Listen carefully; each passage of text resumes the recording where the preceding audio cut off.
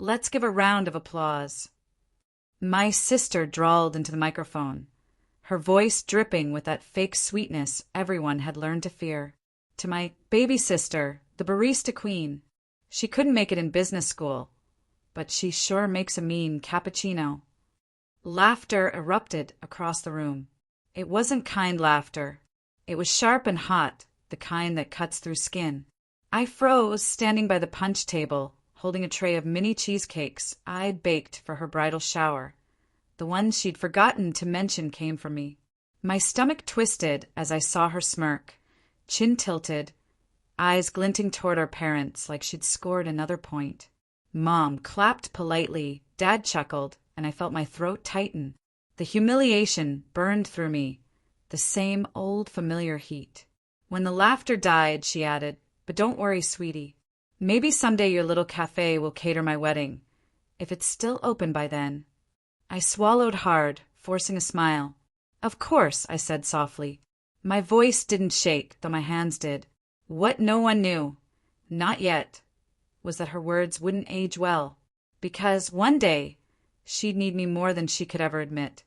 And when that day came, I wouldn't raise my voice.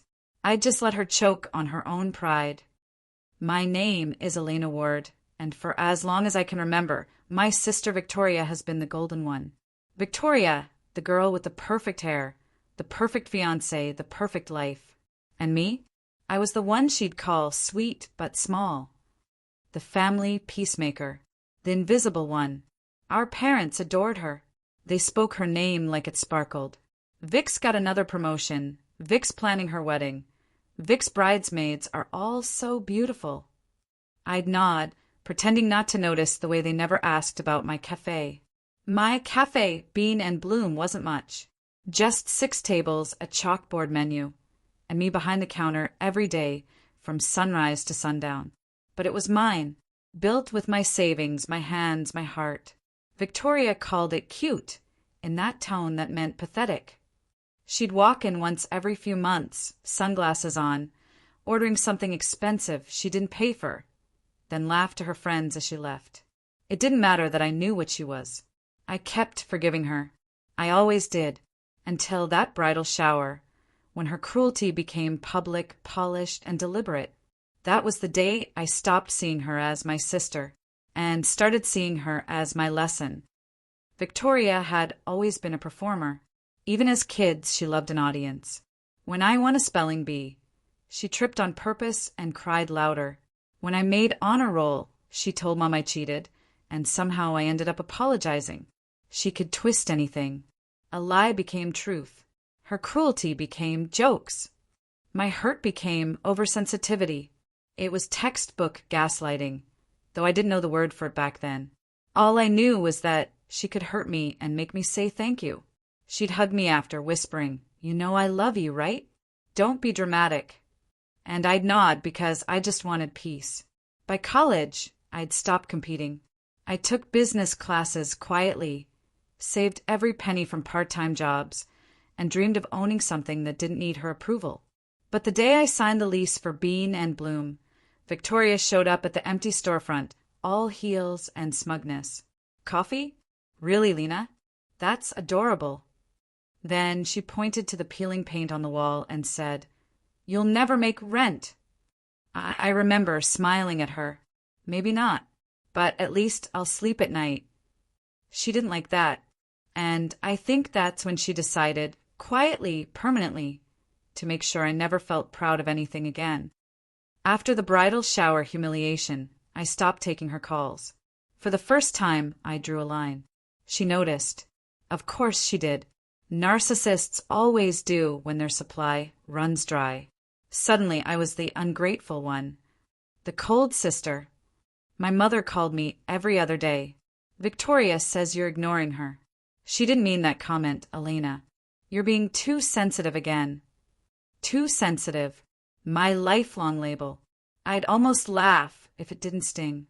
I'd listen quietly, wiping down counters between customers, pretending not to care. But each word cut deeper.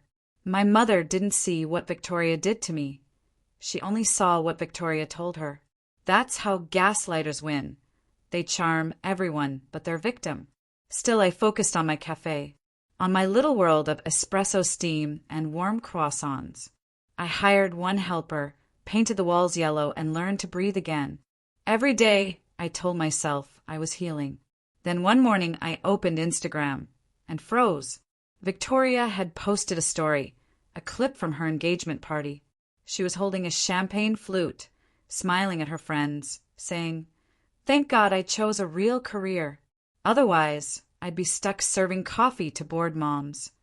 The caption read, #blessed #, some people never grow up. My hands shook. I almost dropped my phone. That was the moment I stopped forgiving her for good. I didn't block her. I wanted her to see me watching, to know I was done being quiet. A week later, I got a catering inquiry through my café's email. At first, I smiled. Another small event, maybe a birthday. But when I opened the details, my chest went tight.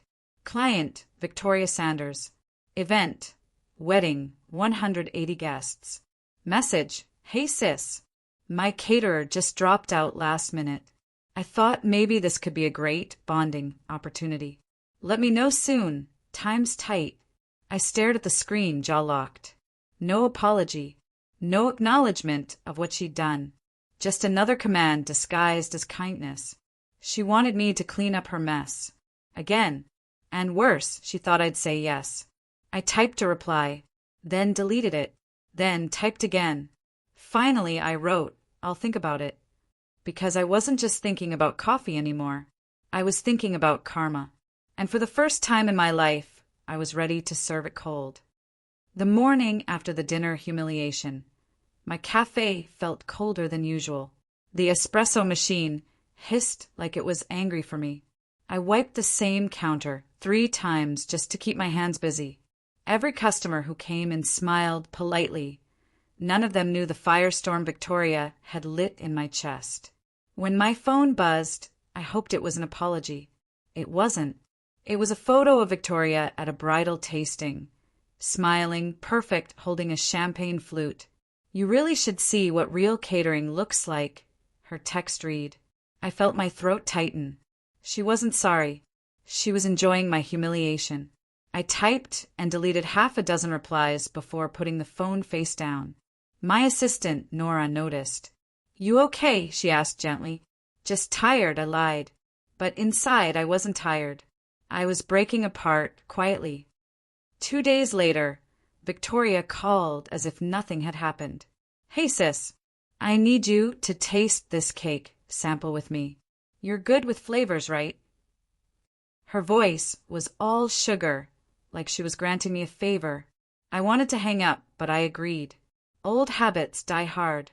At the bakery, she picked at every slice, rolling her eyes dramatically. "Too heavy, too sweet. I swear, why can't people just get it right?" She tossed her fork onto the plate. You'd think someone who runs a cafe would know better than to serve dry desserts. She looked at me pointedly. The baker froze. I smiled weakly, swallowing every ounce of pride. "It's fine, Vic. Let's just move on." She laughed. "See? That's your problem, Ellie. You settle for fine. I want perfect." Her words clung to me all night, echoing louder than the clatter of my dishes at closing time. Mom stopped by the cafe the next afternoon. "You know your sister doesn't mean harm," she said softly while stirring her tea. "She's just particular." Particular. That word again. It was the polite family code for cruel. "Mom, she embarrassed me in front of everyone," I said quietly. She knew exactly what she was doing. Mom sighed. "You've always been sensitive. Don't hold grudges." Sensitive. Another dagger disguised as comfort. I nodded, pretending to agree, because arguing only made Mom defensive. As she left, she pressed a 20 into my hand. "For coffee beans," she said kindly, but the gesture burned. It wasn't the money, it was the pity. That night, I cried behind the counter, careful not to let Nora see. I'd done everything right, worked hard, built something from scratch, and still my family treated me like a failure they had to love out of obligation. By week 3, Wedding talk consumed every conversation. My phone buzzed daily with messages from relatives, guest lists, centerpieces, rehearsal dinners. Victoria had appointed herself the star of everyone's life. She came into my cafe twice that week, never to support me, only to perform. "Isn't it cute?" she told her friends, waving around. "Elena's little cafe is still open." The laughter that followed wasn't cruel in volume. It was cruel in intention. My chest ached, but I smiled and served them like strangers. When she paid, she left a single coin in the tip jar. "Don't say I never support local businesses," she said. Nora looked ready to throw the coin at her. I shook my head. Not worth it. But that night, when I balanced the register and saw that coin gleaming on top of the bills, something inside me hardened. Maybe pain could turn into something sharper, something that could cut back. Exactly 4 weeks before the wedding, Victoria called again. Her tone was frantic for the first time. "Ellie, disaster. The caterer just pulled out. Some licensing issue, or whatever. Can you believe this?" I stayed silent, my heart thudding. "You have to help me," she continued. "I know your cafe is small, but we can make it work. You'll finally get some exposure." Exposure. That word felt like poison. "Victoria," I said carefully, "you've spent months mocking my cafe. Why would you want me now?" She laughed as if I were joking. "Oh, come on. You're not still upset about that silly dinner, are you? You're so dramatic. Gaslighting, clean and effortless." "I'm doing you a favor," she said sweetly. "You'll get free promotion in front of 200 guests. Everyone wins." My hands trembled as I held the phone. For the first time, I didn't answer right away. And for the first time, she noticed my silence.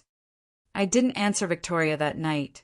For the first time in my life, I let her words hang unanswered in the air. It felt strange, like refusing to bow after years of doing it on command. The next morning, she showed up at my cafe unannounced, wearing sunglasses and impatience. "Why didn't you call me back?" she demanded, voice sharp enough to slice through the hum of conversation. "I was busy," I said, keeping my tone even. Her lips curled. "Busy? Doing what? Making 3 coffees?" Her laughter filled the room, and my stomach turned when I saw my customers looking up. "Victoria, please," I whispered. "Not here." She leaned closer. "Don't play the victim, Ellie. You're lucky I even considered you. Everyone knows your little cafe isn't exactly thriving."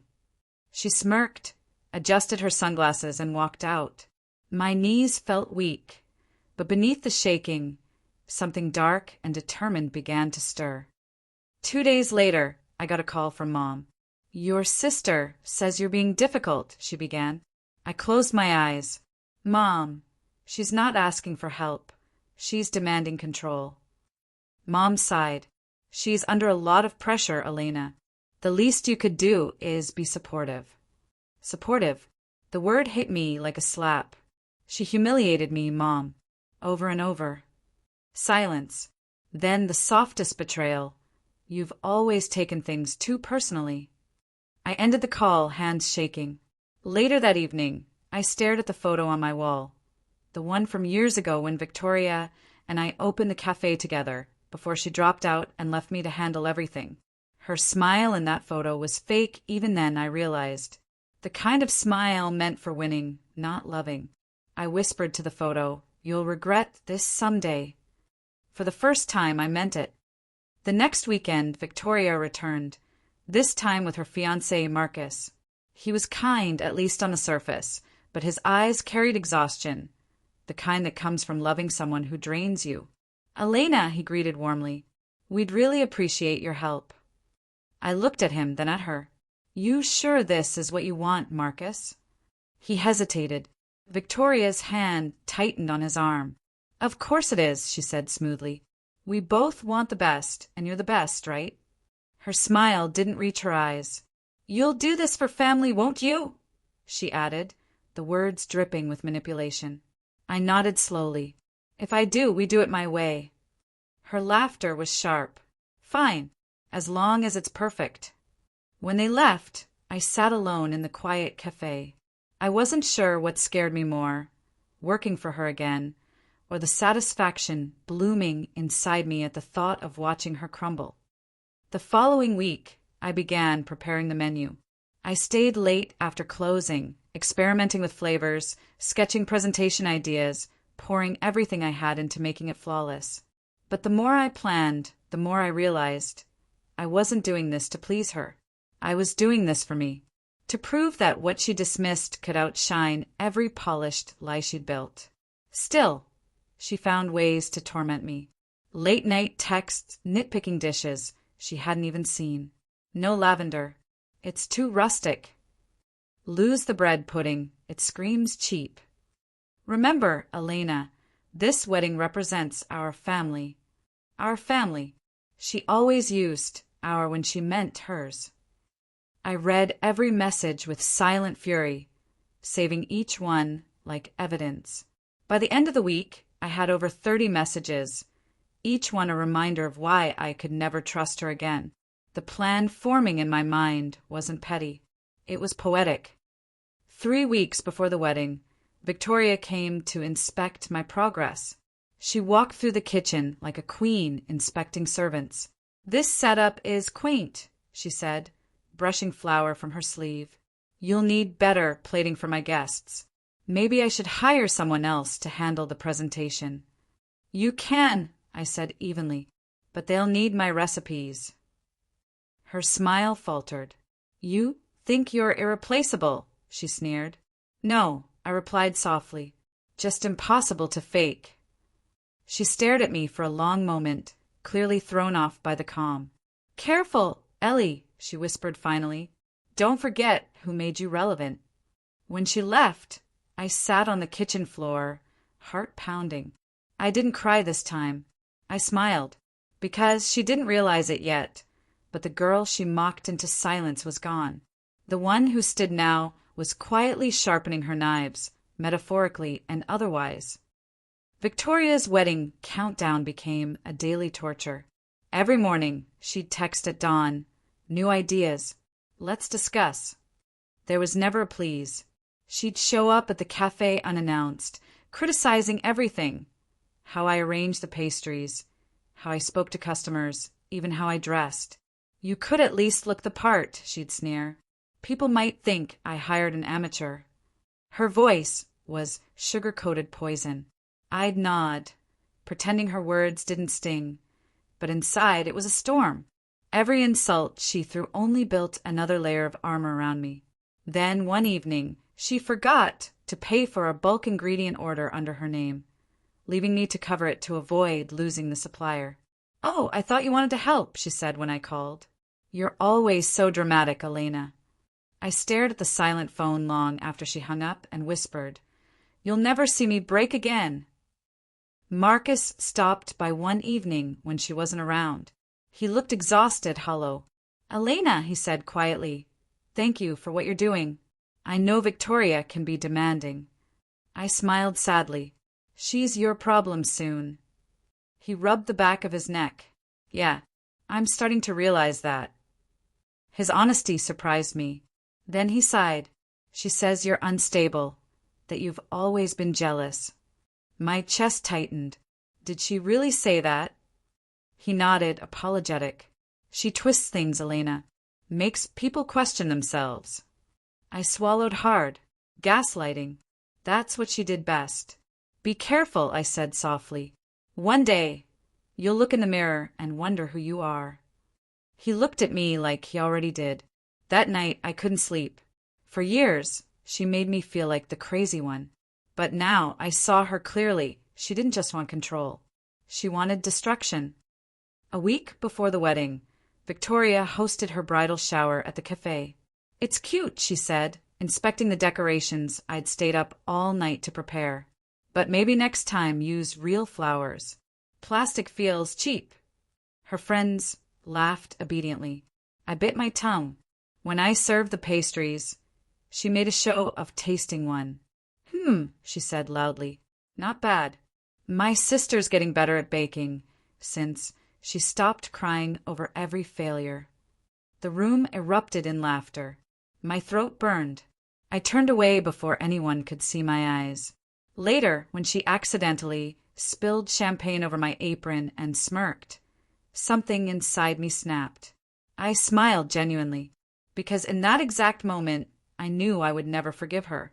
Not for the years she stole from me, not for the voice she silenced. She thought she'd broken me, but she'd only built the weapon that would ruin her. 2 days later, the caterer she'd hired for her wedding backed out. It was all over town within hours. They said there was a scheduling mix-up, Mom told me. I could almost hear the panic in her voice.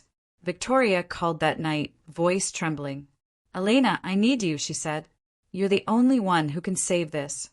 For a moment, I let the silence stretch. I wanted her to feel the weight of every time she'd ignored my calls, mocked my work, dismissed my worth. "I don't know, Victoria," I said softly. "You think my cafe's too small, remember?" "Elena, please," she snapped. "This isn't about you." Her desperation was almost sweet. I finally said, "Fine, I'll do it." She exhaled, relieved. But what she didn't know was that I'd already planned exactly how I'd do it, perfectly, flawlessly, and make sure her empire of lies collapsed with every bite. The night before the wedding, I worked alone in my cafe. The ovens glowed, the air thick with sugar and anticipation. Every cake layer was perfect, every flavor balanced. But this wasn't just food. It was closure, crafted with precision.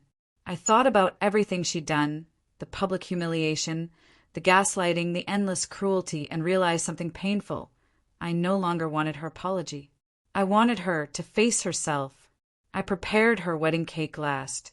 3 tiers of elegance, simple and clean, except the custom filling she insisted on. A rare fruit compote I told her was exclusive. I smiled, knowing I'd replaced it with a subtle twist. Edible silver leaf that would stain her tongue gray for hours. Something photographers would never miss. Harmless but humiliating. A poetic warning shot before the real reckoning. Tomorrow, Victoria would finally taste her own poison. The wedding morning felt unreal, like watching a play set for humiliation.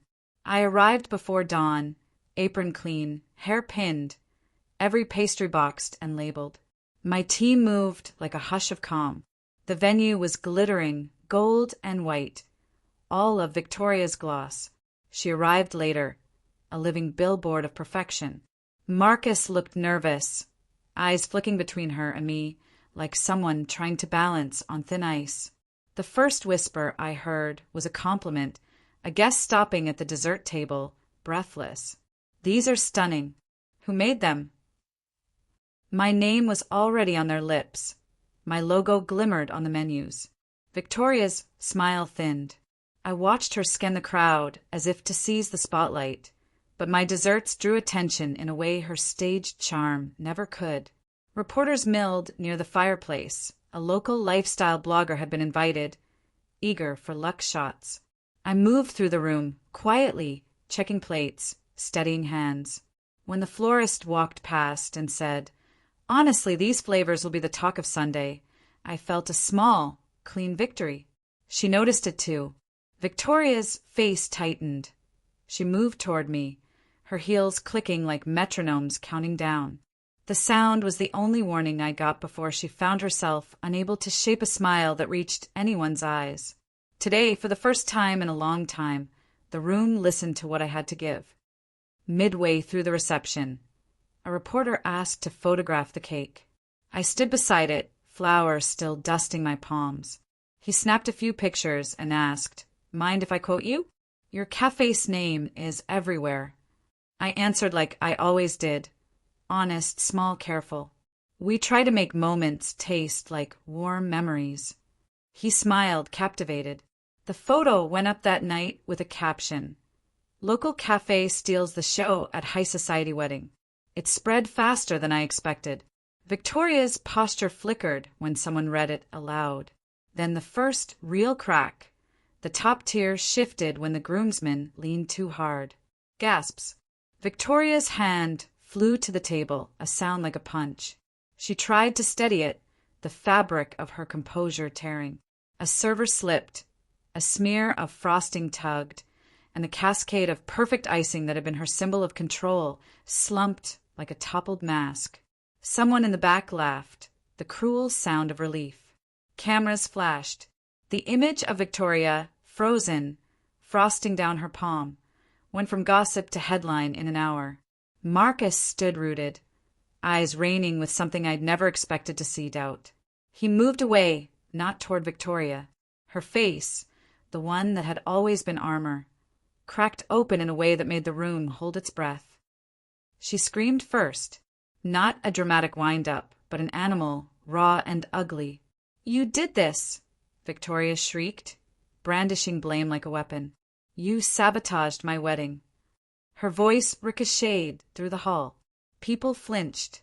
Friends who had laughed with her before now lowered their heads, uncomfortable. Marcus came back into the room, his jaw tight. "Stop," he said, voice small. "This is ridiculous." The vendors whispered about contracts and deposits, and a hush fell as the caterer from the neighboring county, the one Victoria had promised she'd rehire if things went wrong, said the event was a PR nightmare. Sponsors who had gifted linens quietly left messages. They were reconsidering. The social media thread grew venomous, her stories filled with sympathetic posts at first, then questions. Why did the cake collapse? Was it rushed? Who is this Elena? Reporters called our Café the next morning. The owner asked for interviews. I answered, measured and quiet. I did not gloat. I let the facts stand behind me like soldiers. Victoria's phone buzzed and buzzed. Friends, wedding planners, people who had once clapped at her jokes. Each unanswered message was a small guillotine. She had spent years making other people believe her truth. Now the mirror showed a woman alone with panic stitched to her face. That panic was the shape of justice, not because I wanted it, but because she had written fiction about my life for too long. The fallout was brutal and public.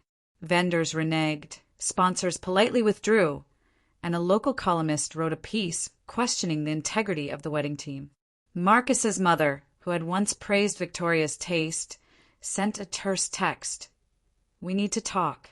Marcus stopped answering calls for days. He walked through the cafe that week, looking smaller, apologetic. "I didn't know," he told me, eyes raw. "I thought I did." I wanted to comfort him, to explain that manipulation often hides in charm, but there was no forgiveness needed from me for his confusion. Victoria's Instagram emptied of smiling faces. The friends who had flocked to her like shiny moths faded under the light. She called our parents. Dad answered, then hushed the line, his tone changing when he heard her. Privately, he confessed he'd been blind. Mom came by the cafe later, tears in her eyes, saying she'd been wrong. She looked at me with a new, bewildered respect. I listened. I forgave slowly, not because she deserved it, but because my peace was worth more than the hold of resentment. Victoria, in contrast, stared at herself in every reflective surface and finally felt the hollow echo of the years she'd stolen. I didn't revel in it. I watched, quiet and steady, as the woman who had weaponized charm learned the cost of getting caught.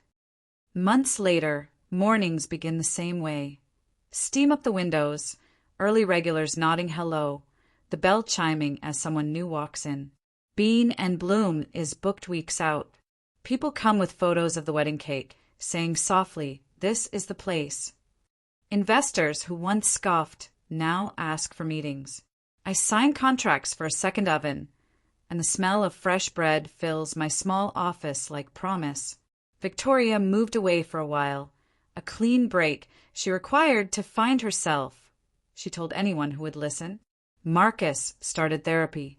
Mom and Dad visit sometimes, tentative, as if learning to hold their mouths shut around truth. I still get texts, snide, conciliatory, curious. I reply rarely. Once, when someone asked if I felt satisfied, I paused. No, I wrote. I feel free.